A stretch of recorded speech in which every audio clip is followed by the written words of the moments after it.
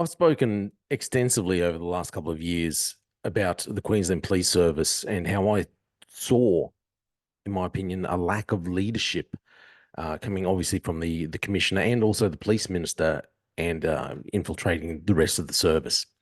There was recommendations made a couple of years ago after an inquiry and how the leadership needed to change. As far as I know, that those recommendations still haven't been carried out. The leadership, other than the commissioner, are still in place. Uh, the commissioner, for unknown reasons, suddenly stood down. Only what, 4 or 5 months to go in a contract, she stands down. I believe that was because, my opinion is because of the ruling that was coming. She knew was coming along, where the mandates had been ruled to be basically unlawful, the COVID mandates. Uh, However, getting back to the whole leadership thing, continually over since the pandemic came into fruition, you could see all these things that were being implemented within the service, and they made no sense. It seemed like they were trying to, the commissioner and the minister were trying to dismantle the police from the inside out, where they were trying to take away the faith of the officers. They were trying to ruin the faith that officers, current serving officers, had within the service. And thus, we saw over the last couple of years just so many officers, good officers, long serving officers, leave the service disenchanted, disheartened because of the lack of leadership, the inability to lead. Also spoke extensively about how I believe the service and other agencies across the world will. The big problem with the leadership is that they no longer train leaders; they train people to be managers. So I saw it within the Queensland Police Service. They they manage situations. The people who are in positions of authority quite often just have the ability to manage situations. They're not actual leaders. But when you're looking at the Queensland Police Service, what I believe is that, the Queensland Police Service is just a microcosm, of what you're seeing going on in the world. You're seeing this inability to lead just being played out in even larger organizations, countries all over the world. This inability, ineptitude, completely inept, no ability to lead. The world was just it seemed like people all over the place who have been put in power, placed in power, maybe even placed there by other entities, I believe, but no ability to lead, only the ability to manage. It seemed like they were taking their orders from who knows where they were getting their orders from. And we see that being played out even in things like what's currently happening in organizations like Disney. It's like you have these people who are just adamant they have to bring in ideologies that are just obviously bad for their companies, and they're making them lose money just hand over fist, and yet they continue on with these bad ideologies.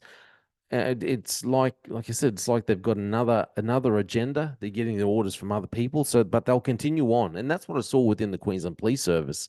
Uh, they kept bringing in things, trying to institute policies, and even though they saw that they were bad, even though anyone could see that they were bad for the institution itself, they kept telling themselves, they kept telling everyone else, "Oh no, this will be good. We're going to turn things around." But it never worked. It constantly played out badly, and in the end, so many of the policies that were brought in over the last couple of years have just been a detriment for the Queensland Police Service. So I want to get onto a couple of stories, and this isn't about Queensland Police. This is about other police services within Australia, and I wonder why these things are happening. It's like it's almost as if uh, law enforcement in Australia is being undermined just across the whole nation.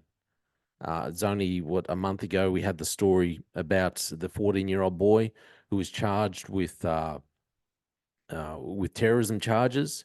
He's being investigated by ASIO, uh, the AFP, Australian Federal Police. ASIO is like a spy agency.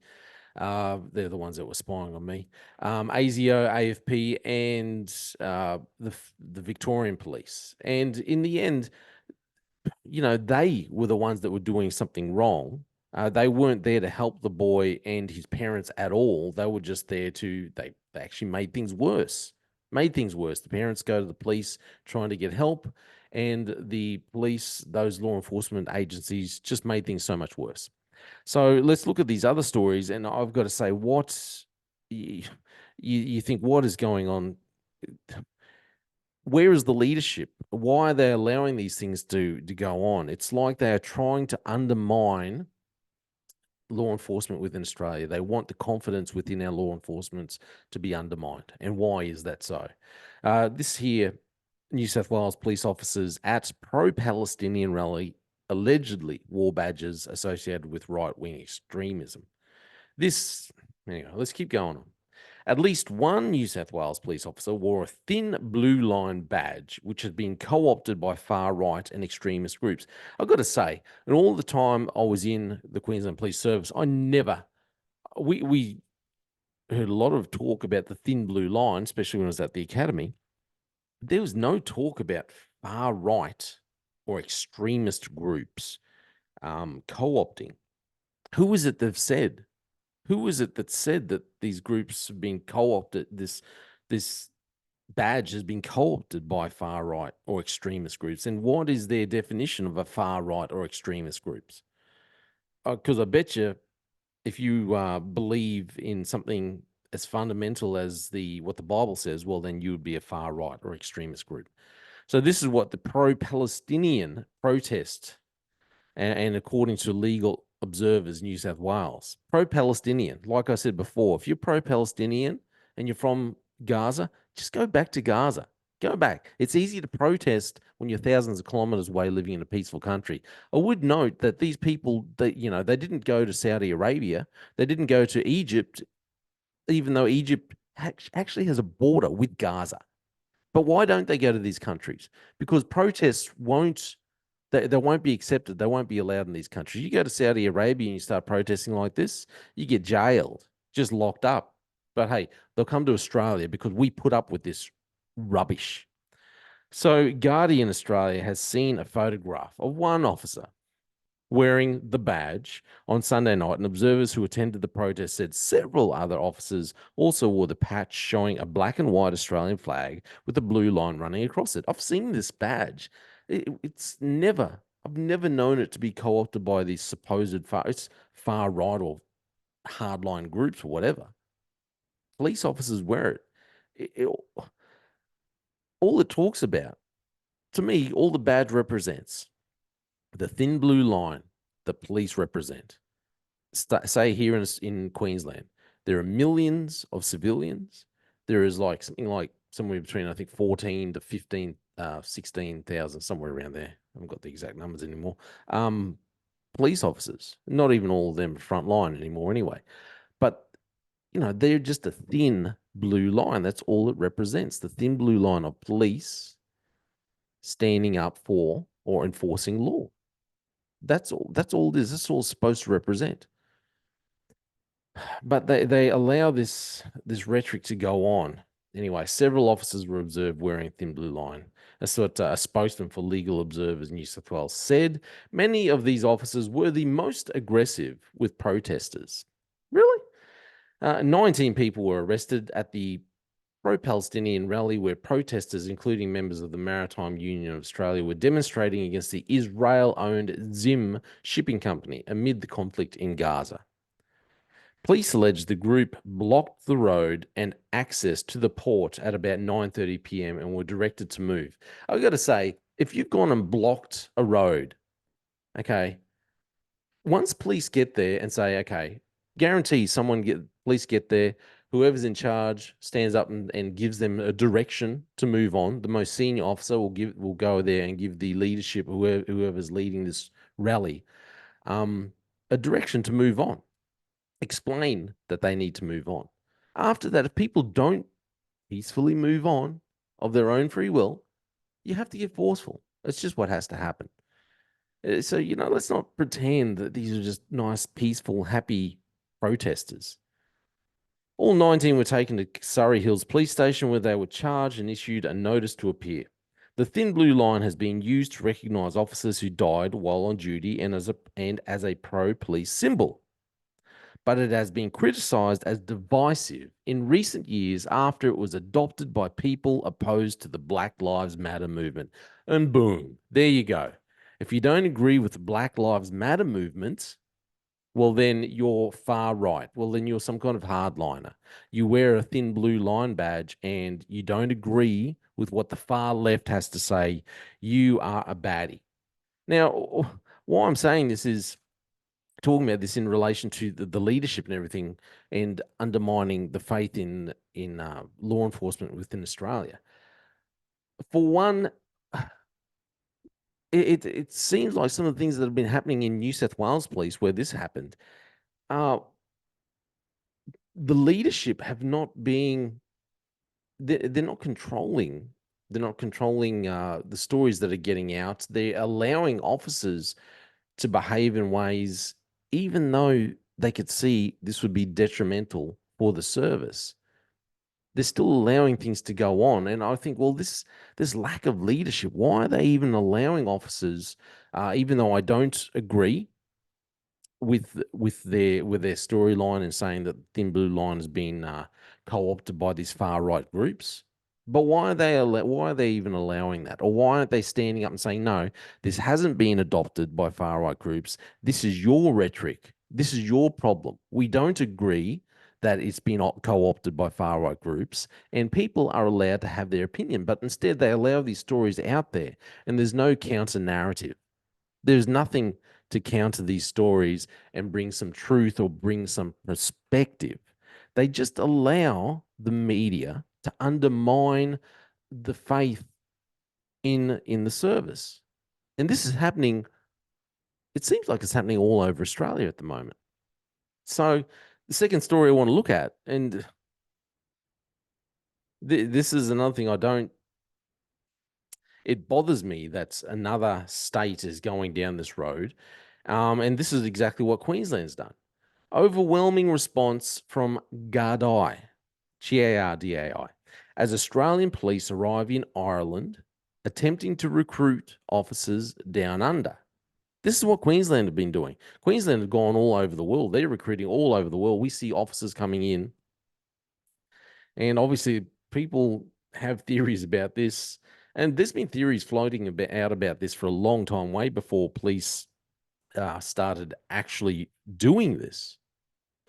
So, South Australian Police Chief Inspector has said they have received an overwhelming response from Gardai, I think that's how you pronounce it, I haven't looked it up, interested in joining their police force. It comes as a recruitment drive takes place today in Dublin city centre as the South Australian Police Force continues its campaign to recruit 200 members to its force from Ireland, the UK, and New Zealand. So, like I said, so South Australia is doing that, trying to get police from overseas because all of a sudden Australians don't want to become police officers. In Queensland, obviously, we all know they've been doing this for quite a while now, under the watchful eye of our previous commissioner and the police minister, who unfortunately is still in power. I don't know how, but they implemented this recruitment drive where they want police from overseas coming in. Like I said, we continually have this barrage of stories where the faith or where the ability of police nationwide seems to be undermined, and leadership within Australian police services they either lack the ability or lack the willpower to actually stand up and give reasonable justifications, reasonable arguments to stand up for their police and give reasonable counter narratives and say, well, no, the media, talking to the media, talking to these pro-Palestinian rallies, well, no, you're not right. You're not correct. This is not the way it is. But they just allow these narratives to go out there and allow the faith in our police services Australia-wide to be undermined. All at the same time, bringing in officers, bringing in people from overseas to come and serve in our services. New South Wales Police, as far as I know, last time I've heard, they can't get people to join. They're barely recruiting these days. If any New South Wales Police are watching, let me know. Send in any information you have. It just seems like our police service Australia-wide are being undermined. Faith in them are being undermined. And then you have our different states all deciding, well, hey, we're just gonna recruit from overseas. Don't question us on why Australians don't want to join our police services anymore. Forget about it. We don't need Australians joining. We'll just get recruits from overseas. What's going on? Why is this so? Now, I know, like I've said before, and there's lots of narratives out there. There's lots of conspiracies that, bringing in United Nations police. Ones which I've always thought maybe they're a bit outlandish. And I'm still not totally convinced in the United Nations police. But I do think there's something going on. Our politicians, our leaders are allowing our police services nationwide to be undermined. And then they're bringing in people from overseas. And there is no logical explanation for any of this unless they're purposely trying to dismantle law and order nationwide. Is that what's happening? Is that just far too broad a conspiracy? Am I just being... I don't know. I honestly don't know, but it just seems strange. Look at all the stories that have happened over the last, just go back the last couple of years, all the negative press, the negative stories about police Australia-wide, the inability of leaders Australia-wide to be able to counter any of these narratives. I mean, for example, what's happened the last couple of months, just in 2024 in New South Wales, some of the bad stories that have happened, and then the ineptitude of the New South Wales Police Commissioner to be able to counter any of these narratives, to be able to give any ounce of hope to the New South Wales people. Is she completely inept? And it's just allowed to carry on. She's just allowed to carry on. So yeah, I think there's something a little more sinister at play here. I am starting to lean into the narrative that maybe not UN police, but definitely the powers that be are trying to undermine and trying to supplant international operatives within our police service. I don't know. Let me know what you think. I think it's strange. I think it's dangerous. I think we're heading down a dangerous path. Let me know what you think. My name is Jay Fallon, and this is The Slippery Slope. You've been on my mind. Still see the way you move. Your body shimmers in that little black dress as you walk across the room. Now I've got nothing left to say. I've got one mind. You still take my breath away. Your body moves me